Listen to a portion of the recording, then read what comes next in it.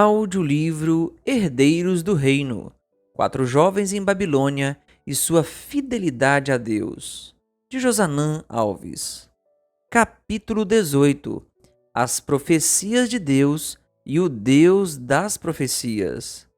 Ellen White afirmou: Deus não pôs sobre mim o encargo de estimular o apetite pelas doutrinas e teorias especulativas. Philip Yancey afirmou: Um Deus sábio para me criar e ao mundo em que vivo é sábio o suficiente para tomar conta de mim. Há 10 anos, recebi um e-mail que me prendeu a atenção já pelo título. Urgente. Pastor, pregue sobre isso. Lembro-me de que, na época, eu estava preparando um sermão para um congresso e estava tendo dificuldade em terminar a mensagem. Então, com um sorriso mental, pensei: pronto, aí está meu sermão. Quando abri o e-mail, li o texto. Uma irmã falava sobre uma fábrica na Alemanha que estava preparando um pequeno chip que seria usado no ano seguinte como a marca da besta. Aqueles que se recusassem a receber o implante desse chip seriam inicialmente proibidos de comprar ou vender, e então seriam perseguidos e mortos. O texto terminava com um apelo para que eu não me esquivasse de compartilhar essa mensagem com o máximo de pessoas possível, com a advertência de que, se não fizesse isso, teria o sangue das pessoas não advertidas sobre minha cabeça. Quando terminei a leitura do e-mail, retornei ao preparo de meu sermão, pois percebi que aquele não seria um bom tema para apresentar no congresso. Confesso que nos quase 20 anos em que trabalho como pastor, essa não foi a única vez que recebi mensagens com esse teor. E com a presença da internet, esse tipo de conteúdo tem se tornado viral no meio cristão. Tenho a impressão de que as pessoas querem ler e visualizar os temas mais polêmicos possíveis. Parece que quanto mais especulativo for o assunto, melhor. Nesse ponto, o livro de Daniel tem uma grande lição a nos ensinar. O Espírito Santo inspirou Daniel a dividir seu livro em duas partes, uma histórica e outra profética. A primeira metade de Daniel, os capítulos 1 a 6, é essencialmente de natureza histórica. Essas narrativas históricas incluem alguma profecia, mas claramente contém mais história do que profecia. Consigo ver dois motivos principais para essa divisão no livro. Em primeiro lugar, muitos pensam no livro de Daniel apenas como um conjunto de profecias sobre animais terríveis e espantosos, chifres, perseguições, decretos e etc. É bem verdade que todos esses assuntos estão presentes na segunda metade do livro. No entanto, o fato de Daniel usar praticamente a metade do livro para apresentar sua história de fidelidade e compromisso, bem como a de seus 3 amigos, deve nos chamar a atenção para a seguinte verdade: antes de conhecermos temas proféticos, precisamos conhecer modelos de fidelidade e compromisso.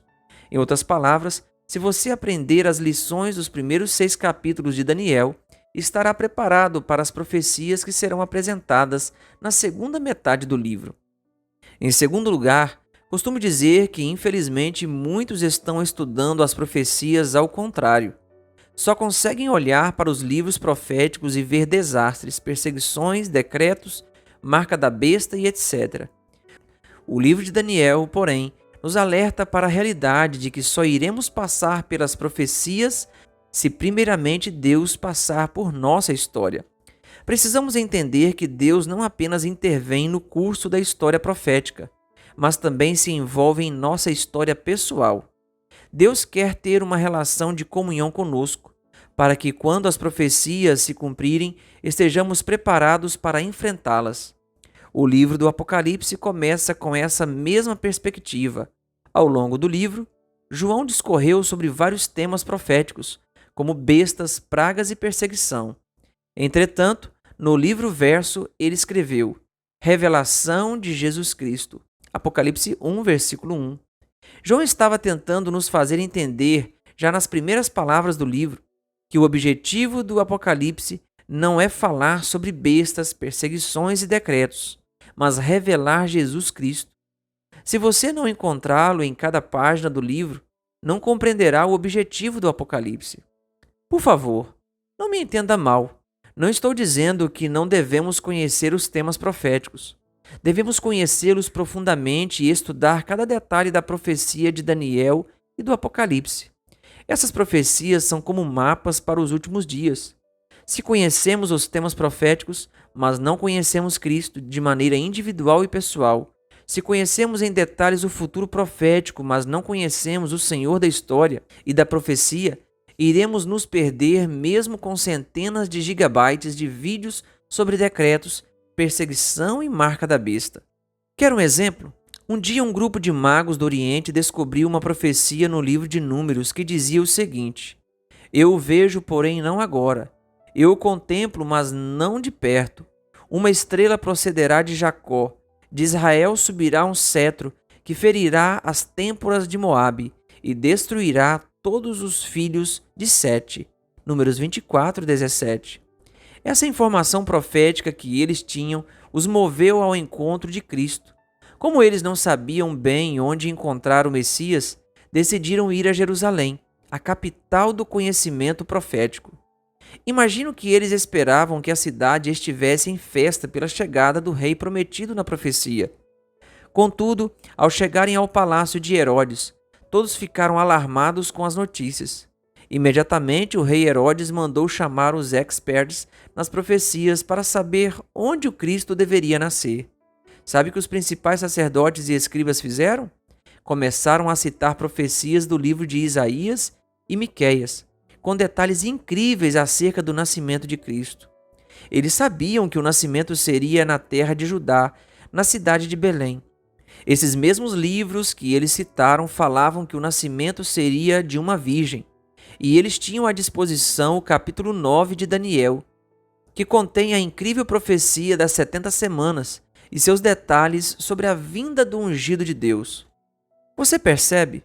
Esses experts tinham todos os detalhes proféticos, e isso era importantíssimo, mas não tinham o Cristo da profecia. O pouco que os sábios do Oriente conheciam os levou a Cristo. É isso que nosso conhecimento profético deve fazer, nos levar a Cristo.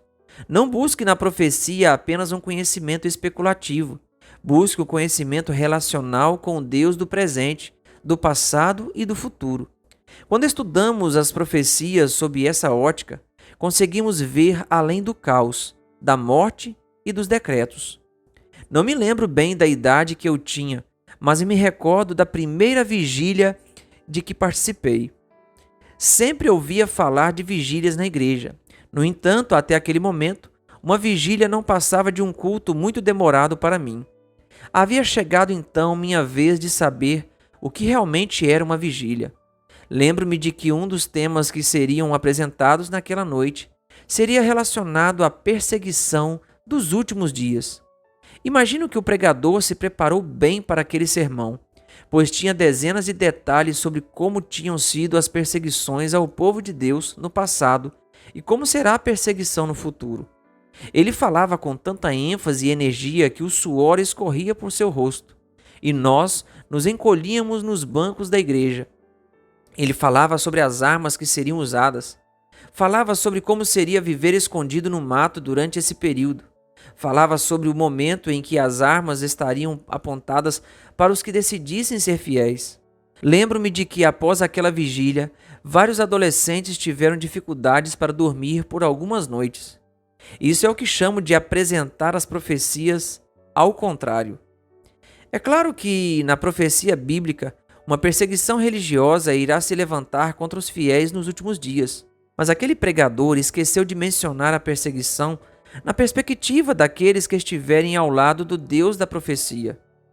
Leia com atenção estas citações que falam sobre o período da perseguição no tempo do fim. Antes que pudessem, porém, aproximar-se do povo de Deus, os ímpios deveriam passar primeiro por essa multidão de anjos poderosos e santos. E isso seria impossível. Os anjos de Deus os estavam fazendo recuar e também fazendo com que os anjos maus que os cercavam de todos os lados caíssem para trás. Ainda que os inimigos lancem os servos de Deus nas prisões, as paredes do calabouço não poderão impedir a comunicação entre eles e Cristo. Aquele que vê todas as suas fraquezas e sabe de toda a provação está acima de todo poder terrestre, e anjos virão a eles nas celas solitárias, trazendo luz e paz do céu. A prisão será como um palácio, pois os ricos na fé morarão ali, e as paredes sombrias serão iluminadas com a luz celestial, como quando Paulo e Silas, à meia-noite, oraram e cantaram louvores na masmorra de Filipos. Hoje, apenas as pessoas mais poderosas e ricas do mundo podem ter guarda-costas e morar em palácios. No tempo da perseguição, todos os fiéis terão esse privilégio. Portanto, não precisamos temer a perseguição futura.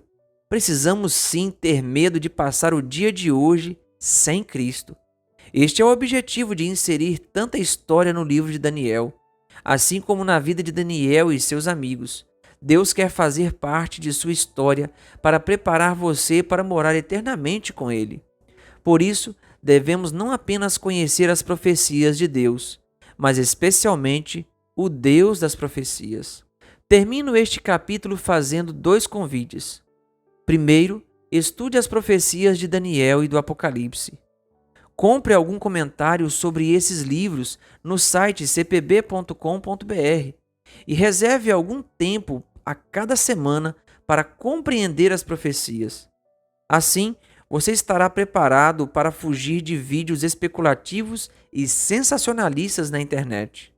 Segundo, decida a cada dia ter um encontro pessoal com o Deus da profecia e permita que Ele faça parte de sua história no presente, a fim de preparar você para o futuro.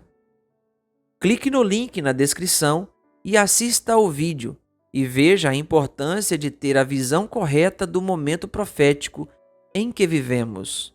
Para mais conteúdos como esse, se inscreva no canal e ative o sininho das notificações. Que Deus lhe abençoe.